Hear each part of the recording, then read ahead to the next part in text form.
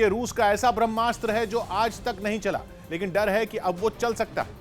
डर है कि यूक्रेन को घुटनों पर लाने के लिए पुतिन कभी भी इस हथियार को चला सकते हैं। यह है father of all bombs, Hindi में कहें तो बमों का बाप,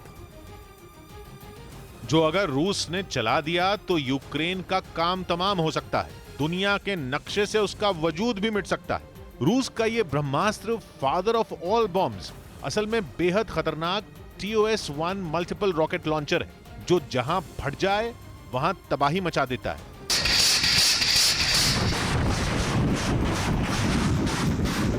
आग छोड़ते ताबड़तोड़ रॉकेटों की ऐसी बरसात कि उन्हें देखकर ही सांसें अटक जाएं। धरती ही रहम की भीख मांगने लगे। जहां ऐसे घातक रॉकेटों ने धावा बोल दिया, वहां का तो फिर भगवान ही मालिक है। ब्रिटेन की फौज ने तो चेतावनी दी है कि अगर रूस ने इन रॉकेटों को दाग दिया तो यूक्रेन में हजारों लोगों की जान जा सकती है। मगर खबर है कि पुतिन ने इस खतरनाक रॉकेट लॉन्चर सिस्टम को जंग के मैदान में उतार दिया है। अमेरिकी न्यूज चैनल CNN ने तो दावा तक कर दिया है कि उसके पत्रकारों ने 2 दिन पहले रूस के बेलग्रोद प्रांत में इस रॉकेट लॉन्चर सिस्टम को फ्रंट लाइन की तरफ जाते हुए भी देखा। बेलग्रोद रूस के पश्चिम में है, जिससे यूक्रेन की सीमा लगती है। बॉर्डर के दूसरे तरफ है यूक्रेन का दूसरा सबसे बड़ा शहर खार्किव। खार्किव वो जगह है जहां पहले दिन से ही रूस की सेना और यूक्रेन की फौज में भयानक युद्ध छिड़ा हुआ है। माना जा रहा है कि रूस ने खार्किव पर कब्जा जमाने के लिए ही अपना घातक रॉकेट लॉन्चर सिस्टम वहां भेजा है। हालांकि रूस का ये घातक फादर ऑफ ऑल बॉम्ब्स कोई परमाणु बम नहीं है, मगर परमाणु बम से कम भी नहीं। अमेरिका के पास है मदर ऑफ ऑल बॉम्ब्स, जो कि अमेरिका का सबसे ताकतवर गैर परमाणु हथियार है। उसे टक्कर देने के लिए रूस ने 2007 में TOS-1 मल्टीपल रॉकेट लॉन्चर बनाया और दावा किया कि उसका यह हथियार अमेरिका के मदर ऑफ ऑल बॉम्ब से भी 4 गुना ज्यादा ताकतवर है। इसलिए पूरी दुनिया रूस के हथियार को फादर ऑफ ऑल बॉम्ब्स के नाम से जानती है। यह ऐसा लॉन्चर है जो महज 15 सेकंड में आग बरसाने वाले रॉकेटों के 30 राउंड फायर कर सकता है और करीब 984 फीट तक के दायरे में जिंदगी का नामो निशान मिटा सकता है। रूस का यह ब्रह्मास्त्र ऐसा बॉम्ब है जो हवा में ही आग लगा देता है। इसमें आम विस्फोटक नहीं होता, बल्कि तेजी से आग पकड़ने वाला ऐसा ईंधन होता है जो फायर होते ही हवा में उड़ जाता है। यह बम हवा से सारी की सारी ऑक्सीजन ही खींच लेता है।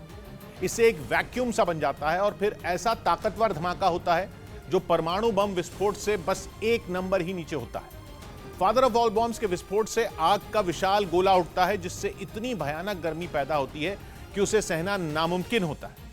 यह तो बस धमाके की बात है। धमाके के बाद रूस का फादर ऑफ ऑल बॉम्ब्स जो तेज दबाव पैदा करता है, उससे तो काफी वक्त तक धरती कांपती रहती है। और तो और इस बम के अंदर बेहद महीन मेटल के छर्रे भी होते हैं। यह बम काल का दूसरा नाम है। यह कितना खतरनाक है, इसे आप ऐसे समझिए कि जैसे आपने गहरी सांस लेकर पानी में डुबकी लगाई, अब आपको फिर से सांस लेनी है पानी के अंदर, तो कैसे लेंगे? रूस का यह फादर ऑफ ऑल बॉम्ब्स जब फटता है तो वहां मौजूद लोगों का यही हाल होता है। लेकिन तब सांस लेने के लिए पानी नहीं, हर तरफ बस जहरीला बारूद होता है। रूस ने अपना यह हथियार बनाया ही है दुश्मन की किलेबंदी को तोड़ने के लिए। बमों का यह बाप बंकर, किलों और गुफाओं को चुटकी बजाते ही तबाह कर सकता है। मतलब यह महफूज जगह पर छिपे बैठे दुश्मन को जान बचाकर निकलने का भी मौका नहीं देता। और यूक्रेन में तो कई आम लोगों ने बंकरों और अंडरग्राउंड मेट्रो स्टेशनों में ही पनाह ली हुई।